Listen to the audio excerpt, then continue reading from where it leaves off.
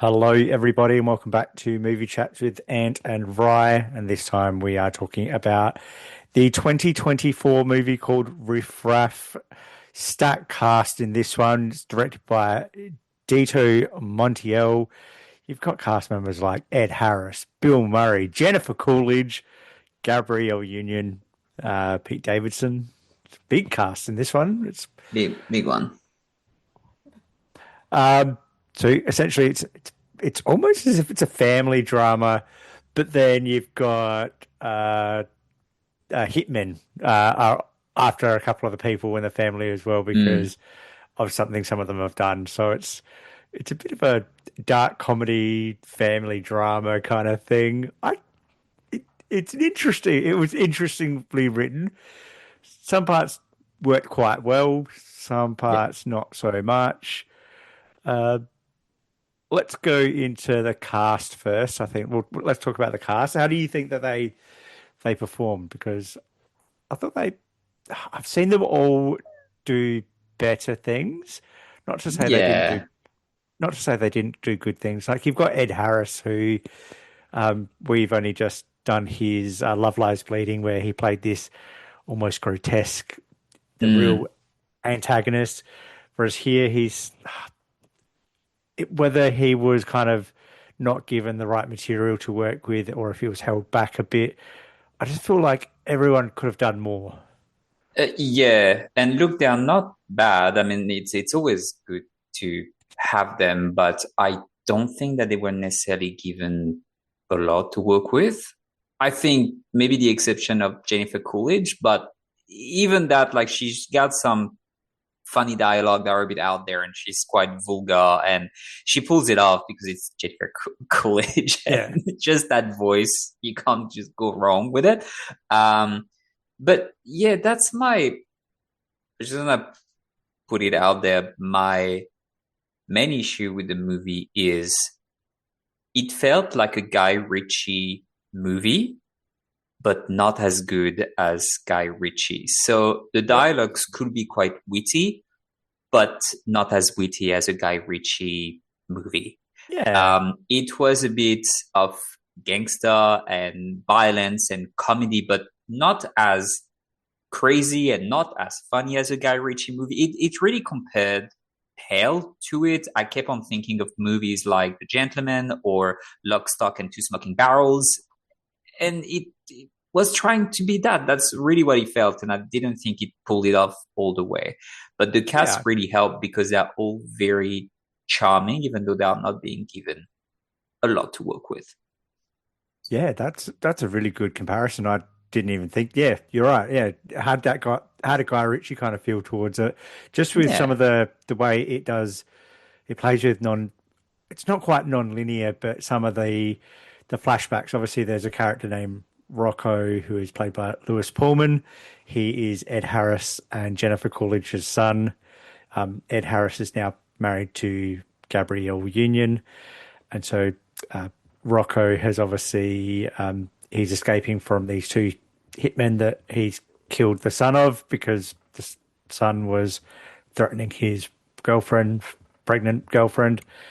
I had thought while he was kind of telling that kind of flashback, and then Gabrielle Union's son keeps on interacting with them to because of it takes you back and forth. I thought that was Yeah. quite funny. I liked that. It I was like the I laughed. I laughed yeah. quite a bit at that. Yeah, I like the editing. Some of the editing, the transitions are done well, a bit like Guy Ritchie, but Yeah, again, it doesn't pull it off all the time. yeah, But yep. if I had to say the editing, the structure of the movie is actually quite good. It keeps you engaged and it tells the story quite well. You're not struggling to follow it or you understand what's happening at every moment. So that's pretty good. And Louis Pullman is eerie how he looks like his father. It's Right. insane, right? Like I remember when I first watched him, the first movie I saw him in was Bad Times at the El Royale. He's Mm, amazing in that. Have you seen that? He's so yeah, good in that. yeah. Especially, we could talk about that where there's a bit where he goes, "I don't want to kill any more people," and one of the characters says, "How many people have you killed?" It's like 347 or something like that. And he's just like this, got that. this gifted sniper. He's so good. Yeah, he's definitely. I don't think you could call him Nepo Baby because I think he's doing his own thing He's doing by his own himself. thing. Yeah, Yeah. definitely. Yeah, yeah, yeah. Really good. Um, excuse the cough there, everybody. I've got a bit of a cold, so I'll try and keep my microphone away when I do. One thing I did dislike about this was I didn't like the build up of Johnny. I don't understand. So there's a character called Yeah, Johnny who is Bill Murray's son, uh, who's very psychopathic, and he's basically there's one scene where he's holding a gun to Rocco's partner's head and said basically this is where I'm gonna shoot her here, or shoot her in the stomach where the baby is, and then yeah. obviously Rocco protects his partner and kills him. I I needed to know why he was the way he was. He didn't explain why he was so antagonistic to get to that point. It was just a flip switched and then he was Yeah, on them. they try to explain it. Actually, it's funny because it takes me to, I think, a scene that I really disliked in the movie when so Johnny goes to see his father, Lefty, played by Bill Murray, and he's telling them, well, I don't remember her name, Marina. Marina is pregnant, um, and she was with me a year ago, and she wanted kids, and I can't have kids. I don't, it's something to do with my sperm. And Lefty doesn't understand that, and he's quite harsh on him, telling him, "Oh, it's because we can't get it up. It's because, like, they're mixing a lot of things with not being fertile about, your virility, your masculinity, your sexual attraction or whatever, and being very, very nasty about it when he came to his father for help and understanding. It's like that's sort of why he went psycho as well about that, because he felt rejected. But that was a very poorly written scene. It's like, how stupid can you be? Yeah. It's not, doesn't really fit with whatever else we've seen from this character anyway. Yeah, because all throughout the other parts where he's almost being overly empathetic considering Mm. the thing he does. He's a hitman, and he's just maybe get a little bit more emotional as you get older. It's just, well, you didn't show that to your son, Yeah. so maybe that's the catalyst of everything that's happened because you weren't showing that this kind nature to your son. Your son's gone and got himself killed, which has obviously got you to go kill more people. It just yeah, it It's didn't get flimsy. done well. Yeah. It's No. flimsy. It could have been done a little bit better. Yeah. Um, I really liked the third act. How the fact that Johnny, sorry, is that Lefty and Lonnie don't get to the house where this family is until that last 20-25 minutes of the film. Then it's very a rushed kind of ending. I quite like the fact that they did it that way. I thought that worked. Yeah, it's there's a few things that were how they get to the house. It's a Oh, very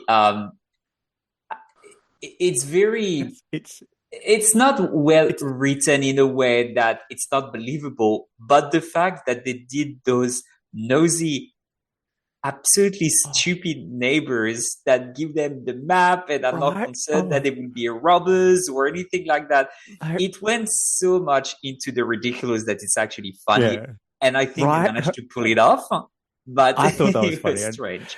That was funny. and that I looked into both of those. The people that played her, I think it's like a PJ Byrne is the um, husband, and I forgot the wife's name, but they're both very funny comical actors. So Mm. they just did that so well. And then it's just the fact that Lonnie's just like, oh, do I have to go kill them?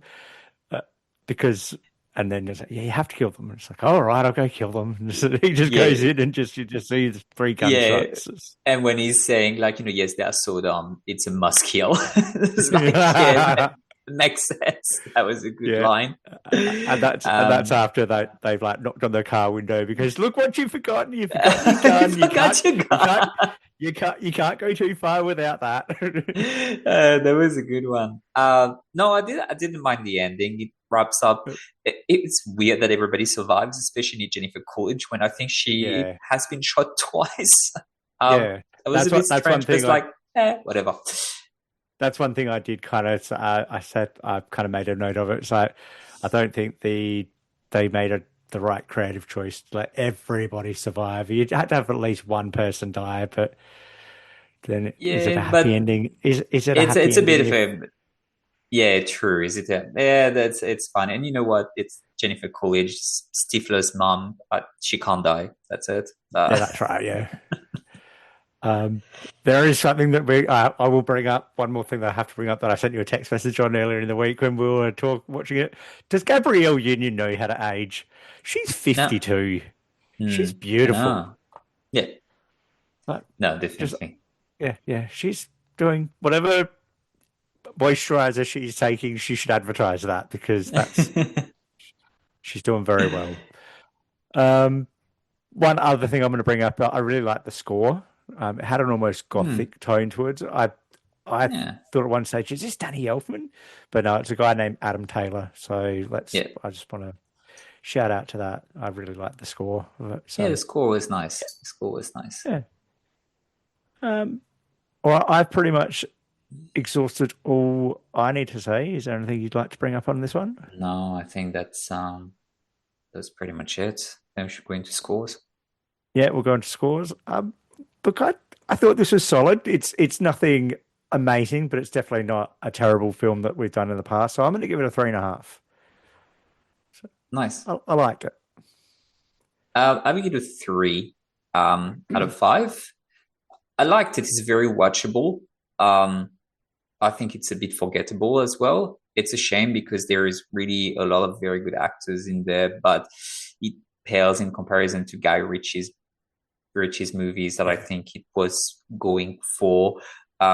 It's a bit safe. It's a bit bland. I would have liked to be a bit crazier, a bit funnier, a bit more over the top, maybe, but still very watchable. So yeah, 3 out of 5. very good. All right.